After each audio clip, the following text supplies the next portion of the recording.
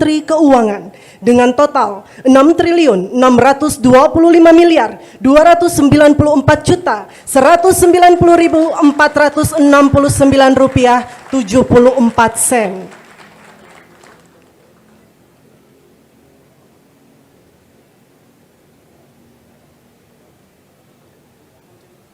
Penyerahan hasil penertiban kawasan hutan konservasi oleh Satgas PKH seluas 688.427,27 hektar kepada Menteri Kehutanan. Ya, ini PNBP khusus Pitsus ya. Kalau tadi kan yang pembinaan itu kan seluruh Indonesia, khusus Pitsus bidang pidana khusus ini ada total yang kemarin salah satu teman-teman lihat di yang dihadir oleh Pak Presiden ini ada. Fokus Pen, izin saya Andi Arif dari sudutnegeri.com Pak. Ya Pak. Ya, itu terkait akumulasi Pak. Itu penangkapan keseluruhan sama maksudnya gimana nih? Kalau proses pidana tetap.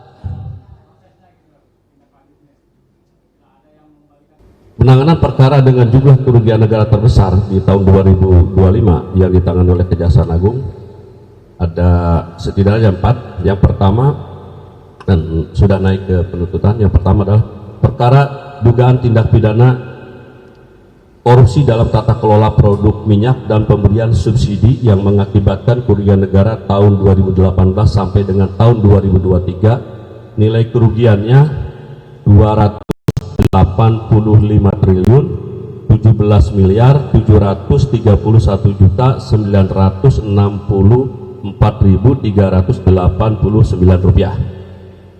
Berikutnya penyidikan perkara dugaan tindak pidana korupsi pada Kementerian Pendidikan Budaya Ristek Teknologi Republik Indonesia dalam program digitalisasi pendidikan tahun 2019 sampai dengan 2022. Nilai kerugian 1.985 miliar. Terus perkara dugaan tindak pidana korupsi dalam pemberian kredit PT Bank Negara Indonesia, PT Bank Pembangunan Daerah, PT Bank Jawa Barat dan Banten, PT Bank DKI, Bank Pembangunan Daerah Jawa Tengah kepada PT Sritek dengan entitas anak usahanya. Nilai kerugian 1 triliun 354 miliar 870 juta 54.158 rupiah 7 sen. Terus perkara dugaan tindak pidana korupsi dalam kegiatan importasi gula di Kementerian Perdagangan tahun 2015 sampai dengan tahun 2023 nilai kerugian 578 miliar 105 juta 411.622 rupiah 67 sen.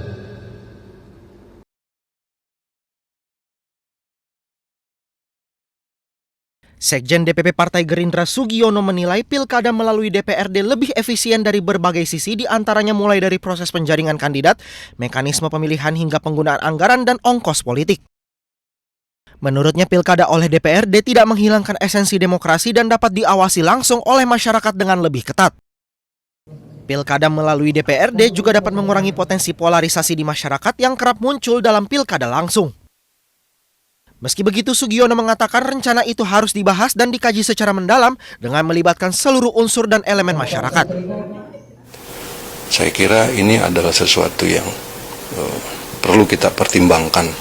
Oleh karena itu, satu dari sisi efisiensi, baik itu proses, mekanisme, dan juga anggarannya, kami mendukung rencana untuk melaksanakan pilkada lewat DPRD. Kalau kita melihatnya accountability-nya itu lebih cenderung lebih ketat. Kenapa? Karena kalau misalnya tidak langsung kan dipilih oleh DPRD yang merupakan perpanjangan tangan dari partai-partai politik.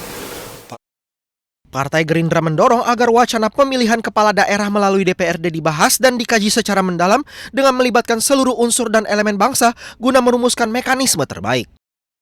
Dari Jakarta, Tim Liputan iNews melaporkan. Nah, saat ini tibalah saatnya penggugat menyampaikan bukti-bukti berupa surat. Nah, surat-surat sebagaimana dimaksud terdiri atas 33 jenis. Nah, setelah kami lakukan penelitian secara seksama ketika diberi kesempatan oleh majelis hakim, tidak semuanya valid. Menteri Keuangan dengan total 6.625.294.190.469 rupiah 74 sen.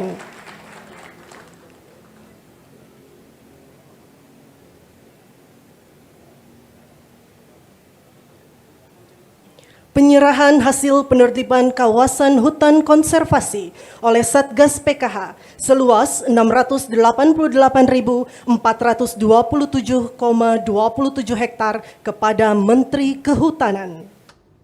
Ya, ini PNBP khusus Pitsus ya. Kalau tadi kan yang pembinaan itu kan seluruh Indonesia, khusus Pitsus bidang pidana khusus ini ada total yang kemarin salah satu teman-teman lihat di yang dihadir oleh Pak Presiden ini ada. Okespen, izin saya Andi Arif dari sudutnegri.com Pak. Ya Pak. Ya, itu terkait akumulasi Pak. Itu penangkapan keseluruhan sama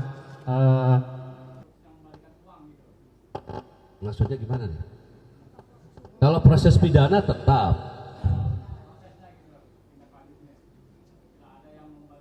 Penanganan perkara dengan jumlah kerugian negara terbesar di tahun 2025 yang ditangani oleh Kejaksaan Agung ada setidaknya 4. Yang pertama, dan sudah naik ke penuntutan, yang pertama adalah perkara dugaan tindak pidana korupsi dalam tata kelola produk minyak dan pemberian subsidi yang mengakibatkan kerugian negara tahun 2018 sampai dengan tahun 2023 nilai kerugiannya 285 triliun 17 miliar 731 juta 964.389 rupiah. Berikutnya penyidikan perkara dugaan tindak pidana korupsi pada Kementerian Pendidikan Budaya Ristek Teknologi Republik Indonesia dalam program digitalisasi pendidikan tahun 2019 sampai dengan 2022 nilai kerugian 1.985 miliar. Terus perkara dugaan tindak pidana korupsi dalam pemberian kredit PT Bank Negara Indonesia, PT Bank Pembangunan Daerah, PT Bank Jawa Barat dan Banten, PT Bank DKI, Bank Pembangunan Daerah Jawa Tengah kepada PT Sritek dengan entitas anak usahanya. Nilai kerugian 1.354